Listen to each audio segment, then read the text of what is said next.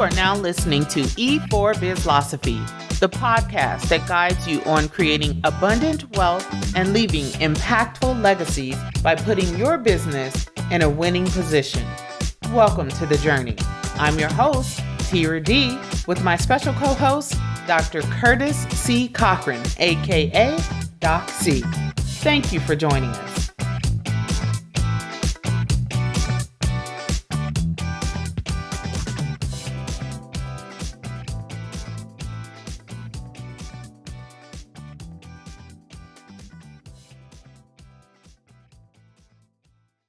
Good morning, Dr. Cochran.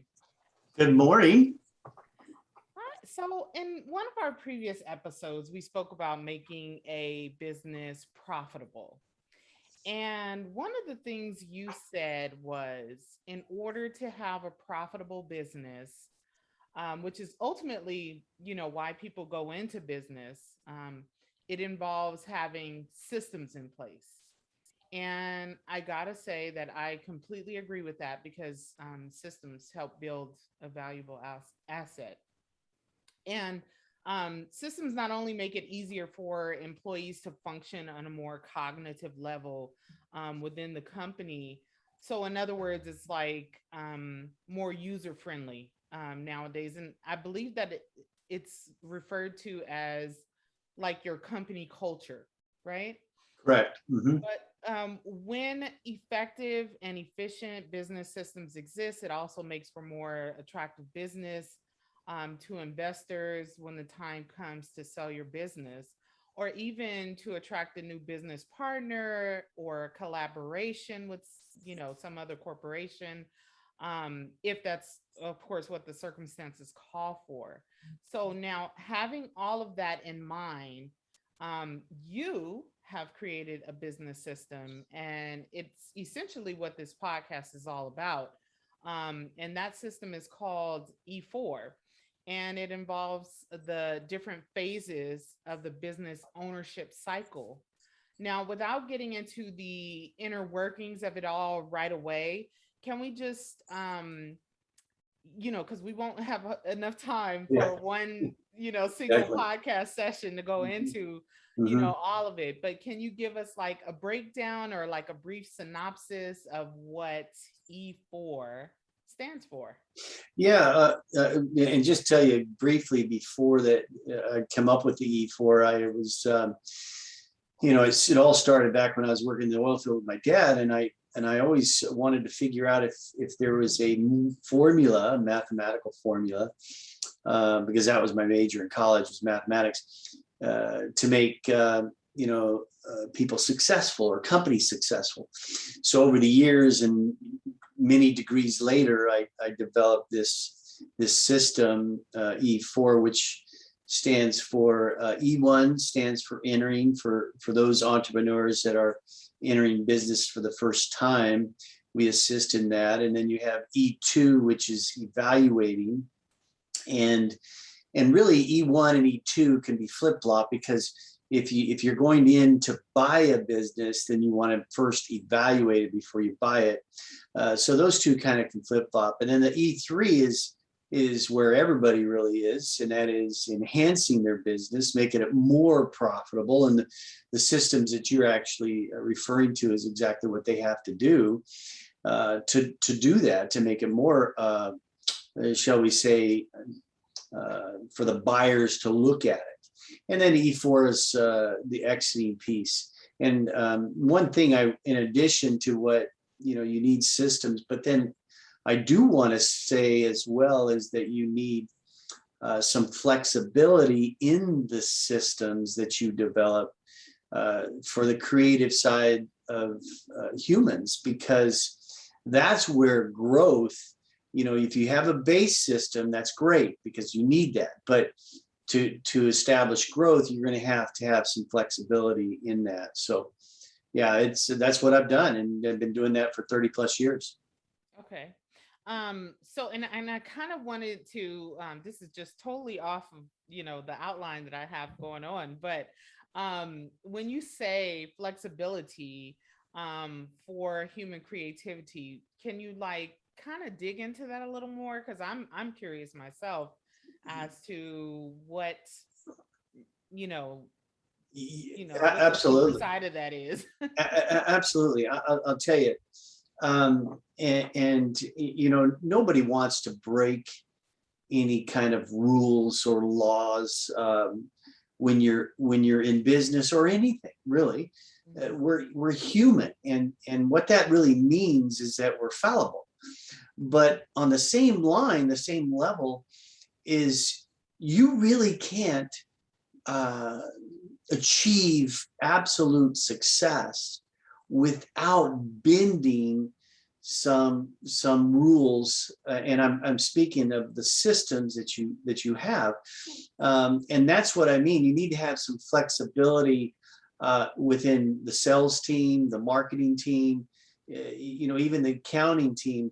I just reflect back and explain it like this. My dad in the oil field, he would owning your own business. Payroll is on Monday. He would go in on Friday because he has accounts payable. People owed him money, but employees don't care.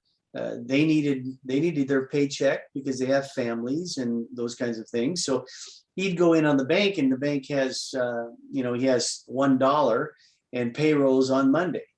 And so you can imagine the stress. And this is just not my father. This is all independent small business owners. They're constantly fighting to fund their business, their transactions, and so forth. So, of course, what I mean by the creative side, and I say this, is my dad walked into the president of the bank, sat down there and talked to him and told him exactly.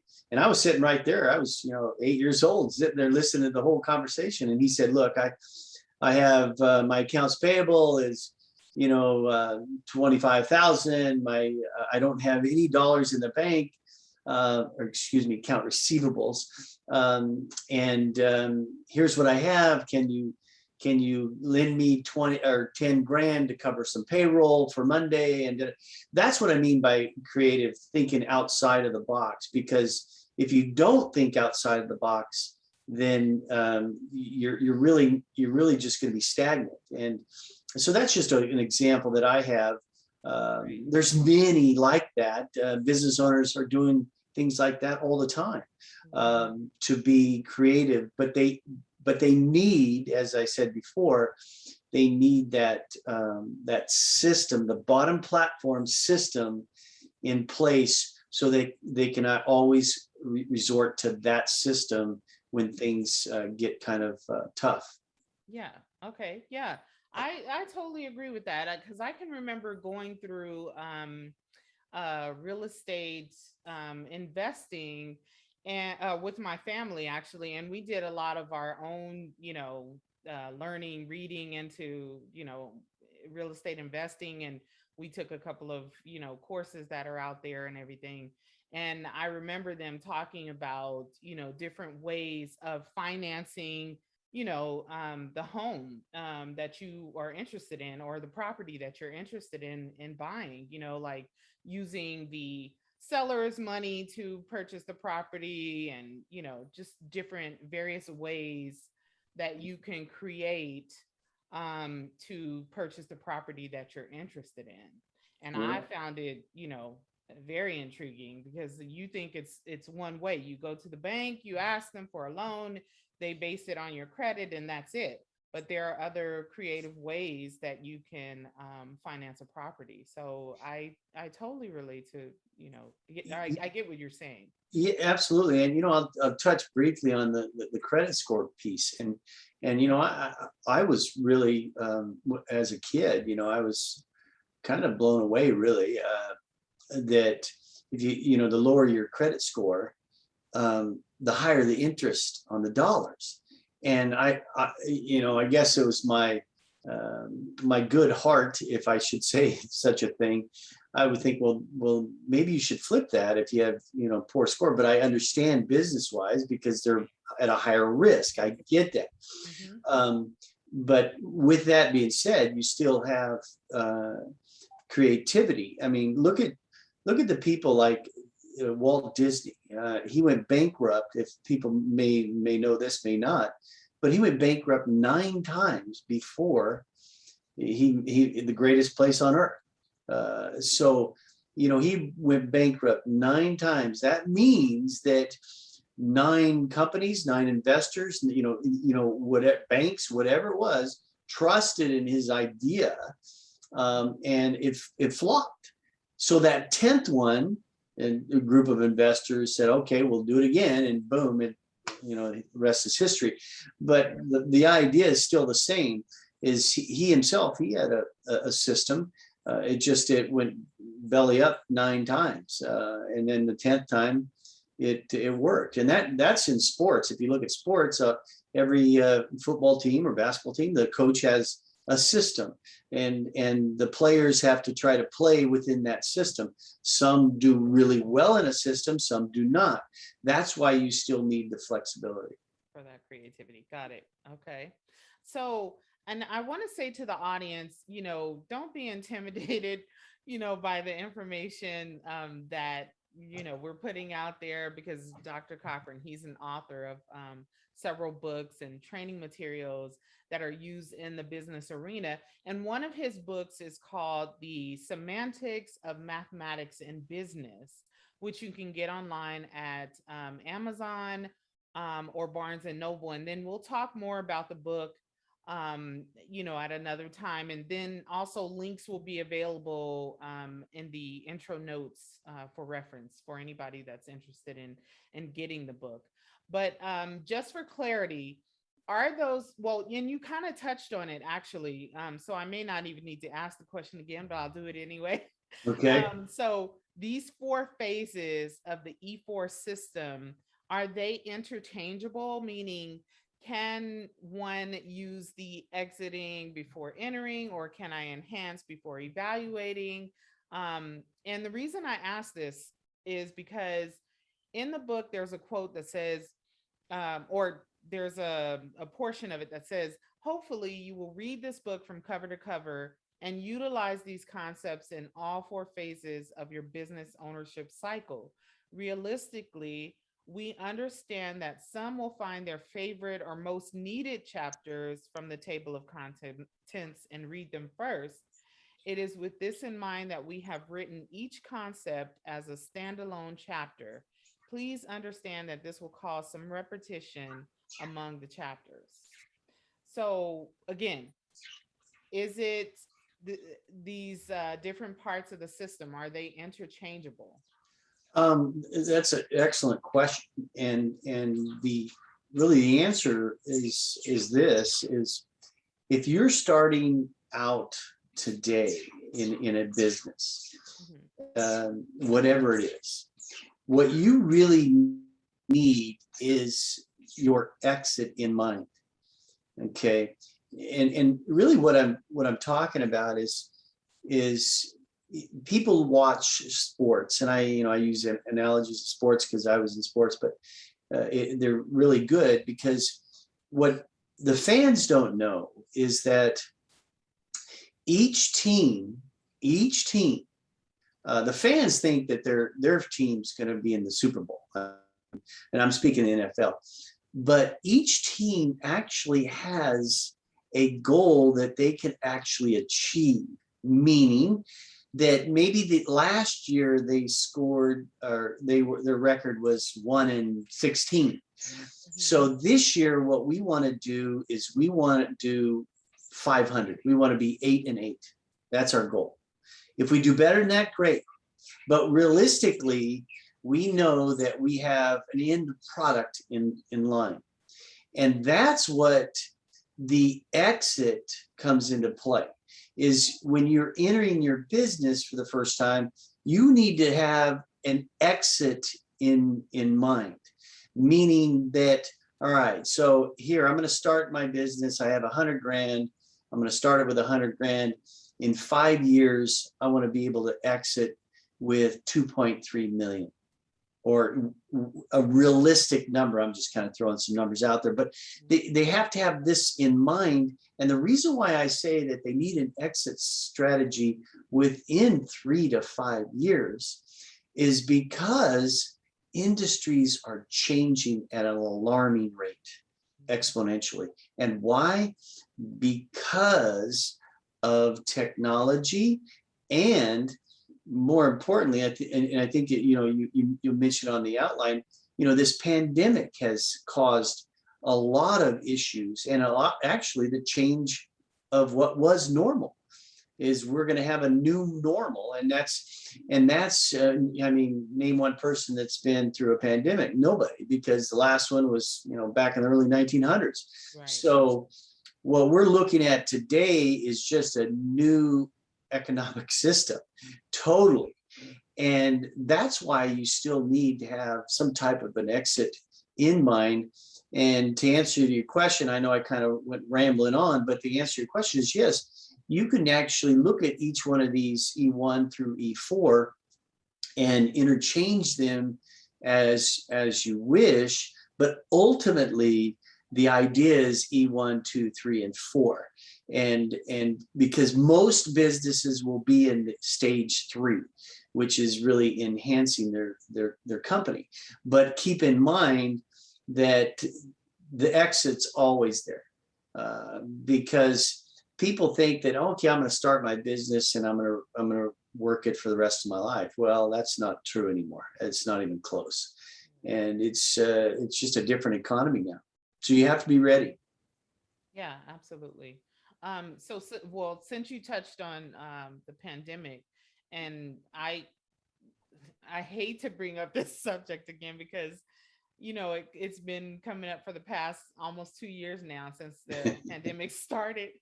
But I'm going to ask it anyway because inquiring minds want to know, and I want to Absolutely. know. So, is a quote unquote profitable exit still feasible right now with such huge global pandemic going on? Oh, absolutely. If your company, and I'll just say this, I'm not patting my back or tooting my horn, but if you follow my system, your company will be valuable at any economy. It doesn't matter. Why?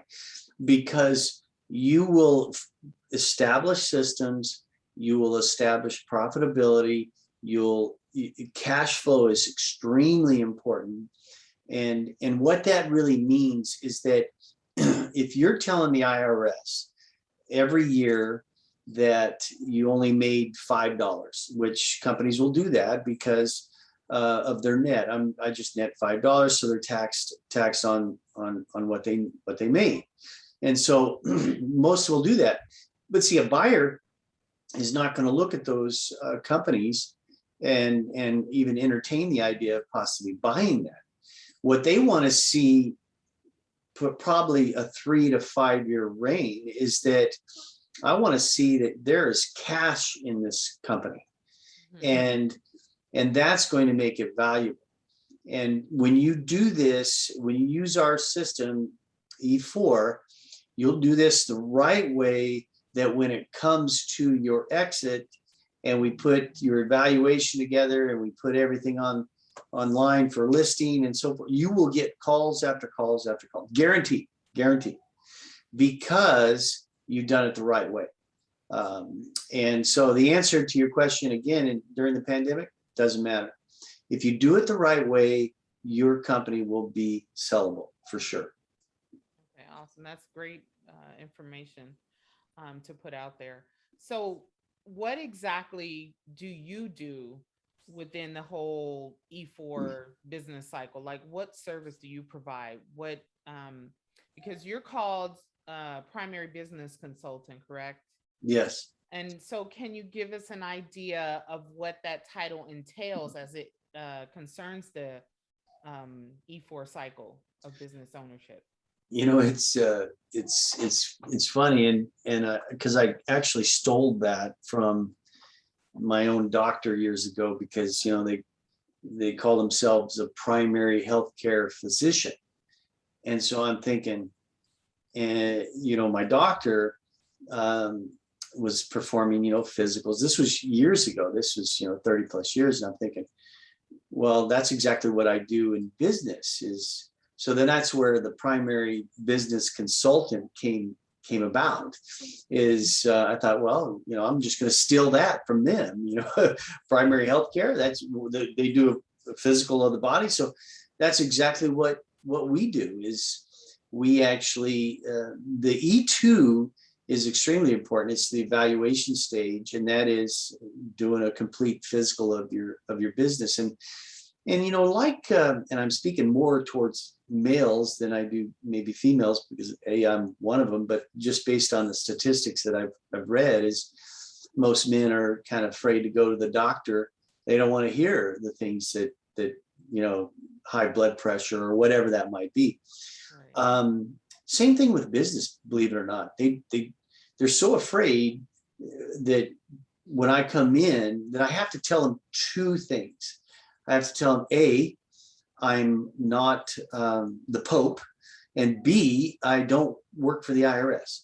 Now, the reason why I have to tell them that is because business owners are business owners. They keep their cards to their chest. They don't want to disclose how much really money that they're making or lack thereof of their business. And unfortunately, they have to tell me everything, just like you do your doctor. You have to tell them everything. The doctor cannot help you if you don't tell them what's hurting. And so that's exactly what we do in the area of business. We find out where the holes in your ship are, and we tell you, and we actually expose those things. So we do two things. We expose your weaknesses, and we actually enhance your value drivers. And those two things, we eliminate those holes and we enhance your value and your value drivers. What's making you money is that's what we focus in on, and we create more systems if they don't have them, which they usually do, but they're not very good. So we actually enhance their systems as it relates to that evaluation. And what we put in place is what we call the enhancement plan, the E3, to run correlates to that evaluation. And that's kind of what we do to get them prepared for that exit. Right. Okay. And so you also work in the mergers and acquisitions industry, correct? Right. Correct. Okay. And you've been doing that for how long now? 30 plus years. 30 plus years. Got it. And then out of curiosity, like what are some of the sizes of like the largest and the smallest businesses that you've worked with over the years? That's a great question. Because I don't, I get asked that a lot. I get asked what industries do I specialize in? And I'll answer that question. First of all, industries, money's money, and how you make it is the same. People think it's different. People think that their industry is different than all these other industries. No, they're not different. Now, the culture may be different. Maybe your suppliers, distribution centers, and all those things may have a different tweak to it. But bottom line, everybody's trying to make money, period. It's whether you're a service industry, manufacturing, it doesn't matter. Okay. And so that it doesn't matter. Now, see, I went off top. What was that question again that you asked? I was asking what the sizes. Oh, like, there we go. Okay. The smallest businesses you've worked with. See, I went out on a tangent, and so now I'm coming back. So I get asked that question too, and it could be as small as 500,000, a year revenue that you have, up to 100 million.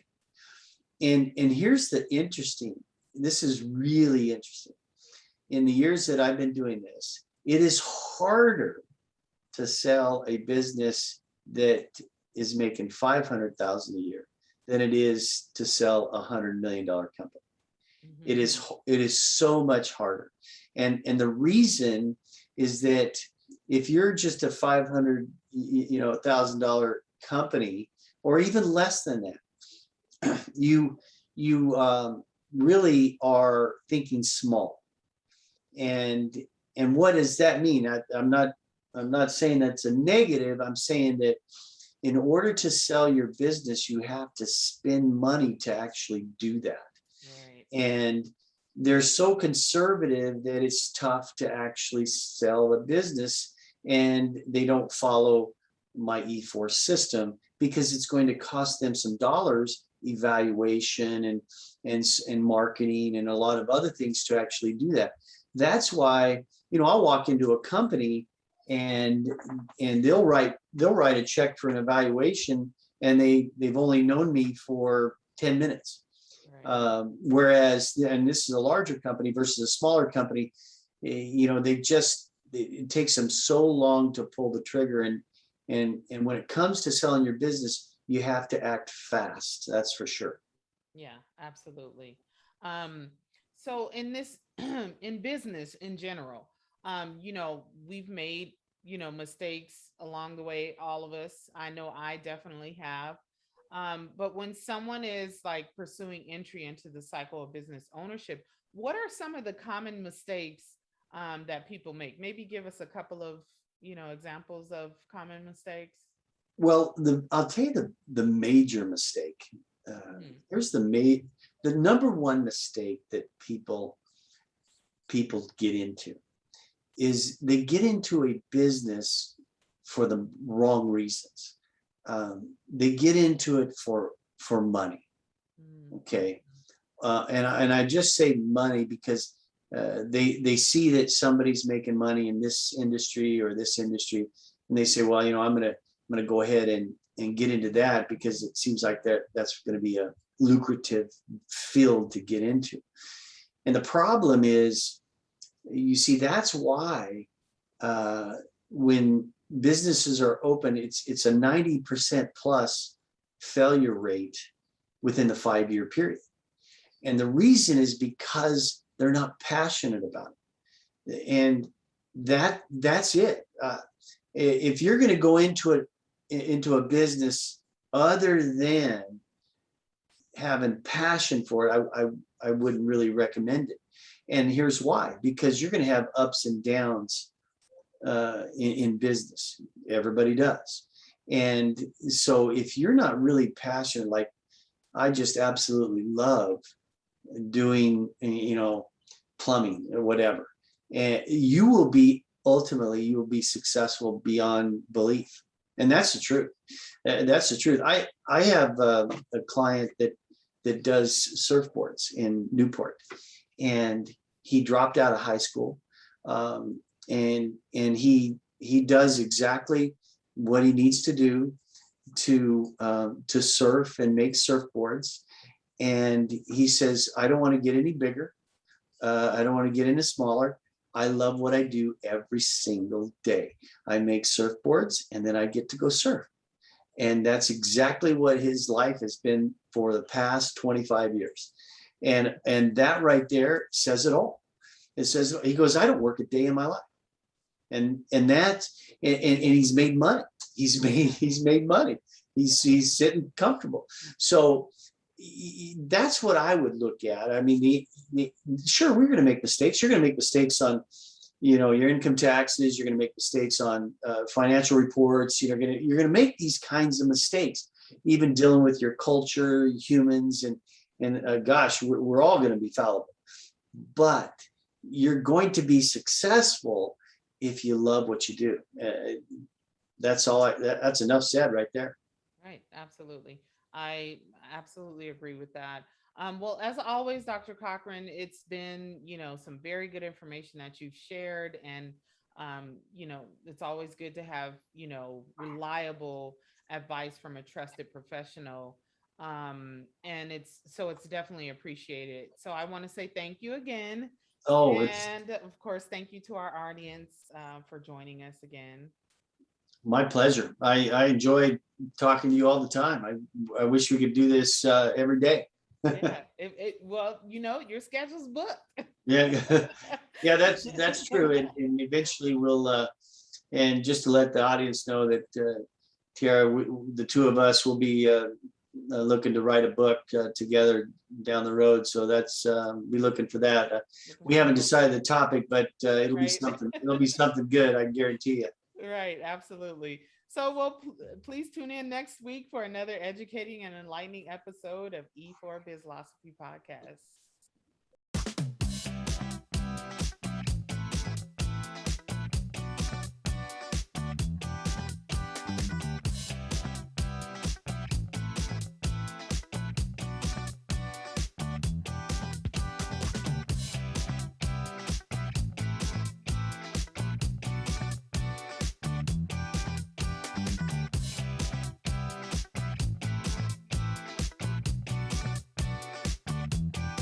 You have been listening to the E4 Bizlosophy podcast with Doc C and Tira D. We would like to thank our audience for taking the time out of their busy schedules to listen to our podcast. We hope you will continue to tune in week after week. Please don't forget to follow us on @E4BizPod on the various social networks. And if you've enjoyed our podcast so far, please show us some love by leaving a like, subscribe, comment, or write us a review wherever you get your podcast. Join us again next Friday.